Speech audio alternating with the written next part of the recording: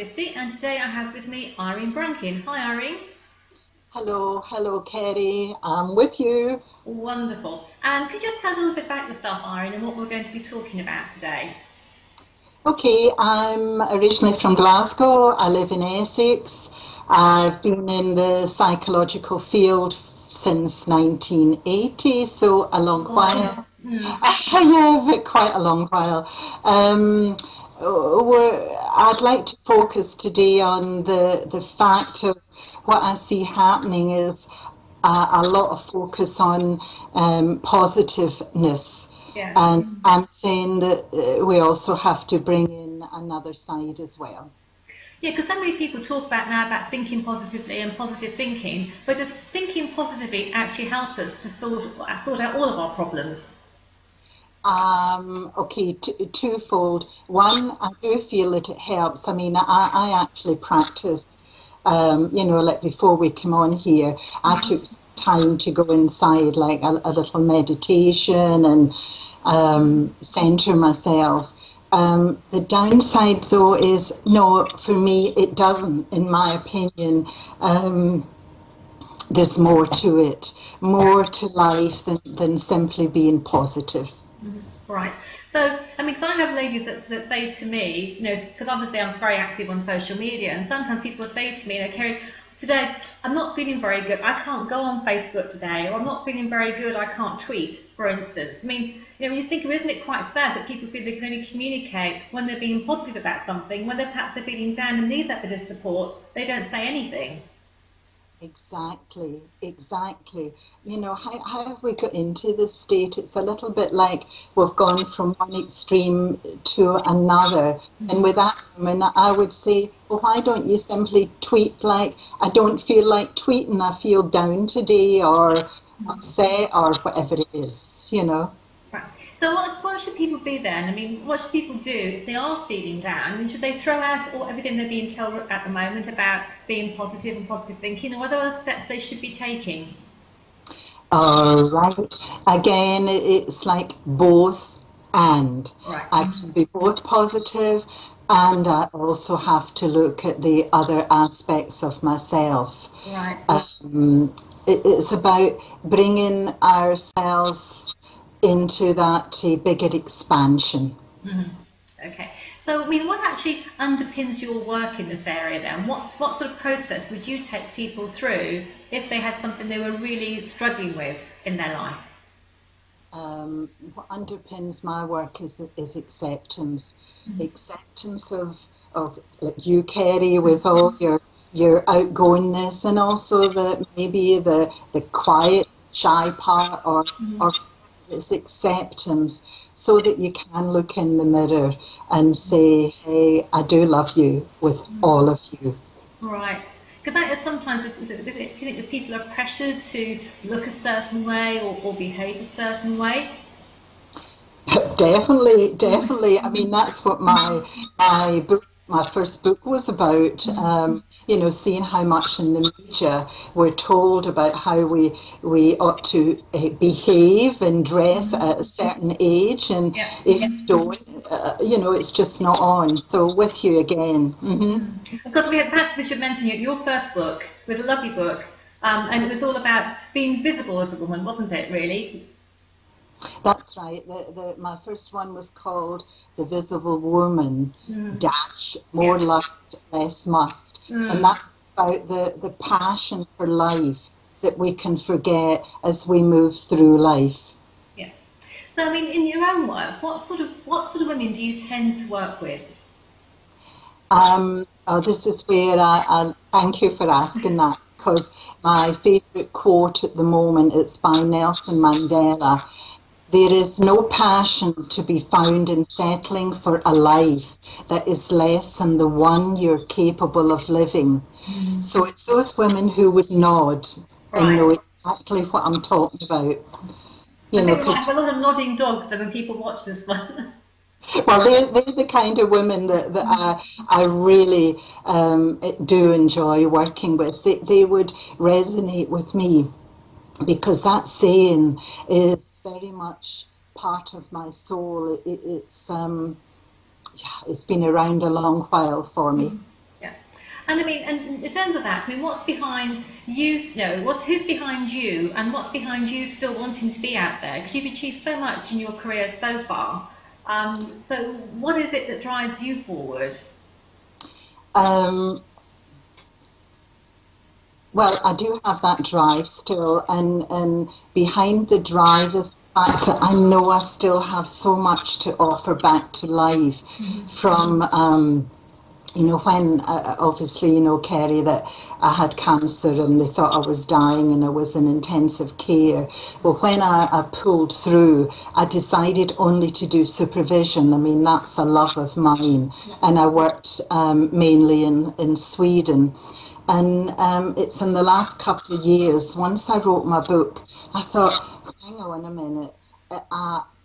I feel that it's time for me to be visible. How could I write a book about being visible and not be visible myself?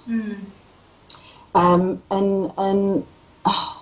it is to do with the life experience that I've had, also my professional experience. And when you bring those together, it's like, my God, watch this woman. She has definitely got a lot to give back to other women, back into life again.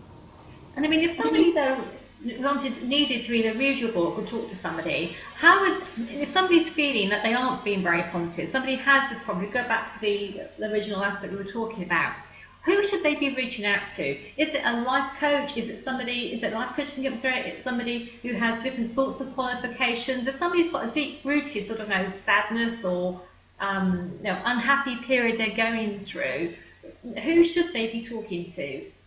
Okay, I really feel they need to see somebody more qualified than a life coach, and that's my opinion, because that person then can handle both the depths, the here and now, and also the future. So they have all the tools, all the awareness, all the experience to do that. That's my opinion. Others may differ.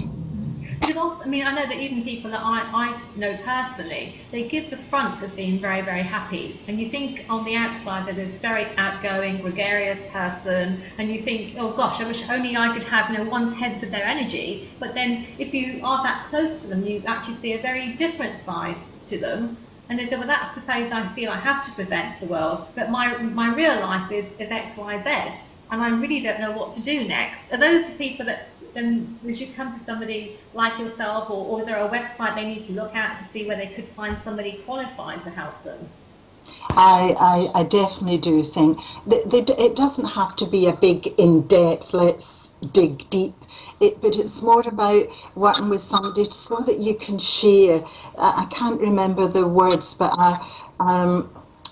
there was somebody put a photo on Facebook the other day, and I shared it and got a lot of ticks about it.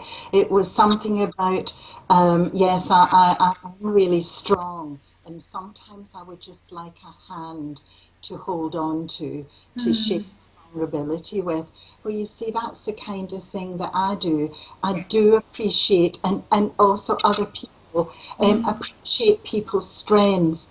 And it's important, that's the both and, to allow your vulnerability.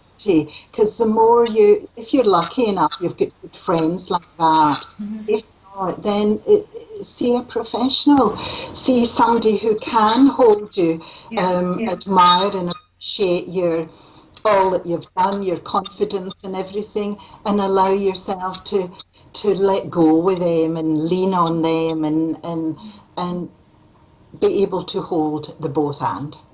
And so this is what your second book is about? Do you cover this in your next book? I know it's not covered in your first book. Is this the next book you're bringing out? Will you be covering more of this, Irene? Yes, I am, because the book that I'm writing at the moment, I am halfway through. It's called I Don't Care, right. Indifference. And that's really because what I find in my own life, but also in my work with women, and I see happens nowadays, how much we swallow back what you could say, anger, vulnerability, pain, and more we swallow those things back, the more we're sitting on our energy, and that's why we get exhausted and tired. And I really want to encourage women. If I just give you the example from my own life, many years ago, I discovered a part of me that I called the caged tiger. Right. This was a beautiful creature, but it just went up and down the cage, or else it would just lie there and kind of look at the world and not do anything. Yeah. And then I discovered the cage door was opened and it never came out. You see, for me, it's like that part of me that I'd pushed down. Yeah. I'd got so comfortable in this cage. You know, everything was there. And sometimes I could roar and sometimes pad about and whatever. But I was tired a lot of the time. And me, this is where I really want to encourage women to investigate their caged tiger, the parts of them that they've swallowed down, they've put away. Because when we look at these parts, there's gifts there in those parts. There's so much energy, there's so much life. And why do we allow ourselves to put away that life? I don't know, I did it. And I really want to enable women to be authentic, not just, oh, I'm a top career woman or I'm la la la la. We're more than that. We're more than what we actually show. So I always say it's about being comfortable in your own shoes. Right. That's a good one for me today, Ari. I can't even get my own shoes on. Oh yeah, but I'm sorry, I pulled that one because I realised. I had a bit of a mishap. I've got one foot twice the size of the other, but there you go. Thank you. Maybe the wrong Maybe picture. the wrong one today. So I think it was a different one for me. So I mean, so do you think though? Do we ever get to the point where we do have both? Because we talked about both, and do we ever get to that point? Where we do get that balance. Where we do have that authentic self. Where the caged tiger is comfortable with the person that we felt we should have been, or have got accustomed to being, I should say, maybe a better way of putting it. It's like we keep growing. We get there wherever there is. It's like it's spiral. It's not linear. We don't just, all right, we look at ourselves, we'll put both hands, and life is perfect. No way. No. What happens is like another turn of the spiral, and it's like, yeah, now I have to relook and see what's happening. But all the time, we're getting bigger. We're stepping in more and more into ourselves. So again, in my opinion, no, we never get there wherever there is. Right, okay, lovely. So when is your book going to be released? When are you going to publish your book then, Irene? When does that come out?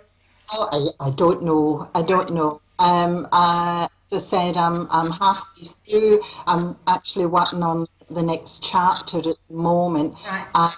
I've done the drafts, the other. Well, there's other 3 chapters, but I've done the drafts. So I'm working on the 4th one. Right. So the way I'm going, it might be forever, but on the other hand, it might be quite soon. Oh, wonderful. But you do workshops too, don't you? You do workshops. Yeah, I do. My workshops are for women. Last year they were all about residential retreats, and the women all got a lot out of it. This year I decided let's do something else and do them as day retreats, both here in Southend, well in Essex and in London, and then later on in the year I'm doing another residential, because I know women get so much. That's why I call them retreats, which they are, but also my days. It's like turning off the phones, leaving everything behind and being yourself. Wonderful. Well, thank you so much for joining us today. I'm sure people will take an awful lot from that, and I so much look forward to reading your book when it's out and sharing that book with our readers. Do let us know when it's ready to be bought, won't you? I definitely will, Kerry. Don't worry. You know me. It's like all my learnings with social media. I'll be out there. I'm sure you will be. And thank you so much for talking to Fab After 50. Thank you. Bye bye for now. Bye bye. Bye.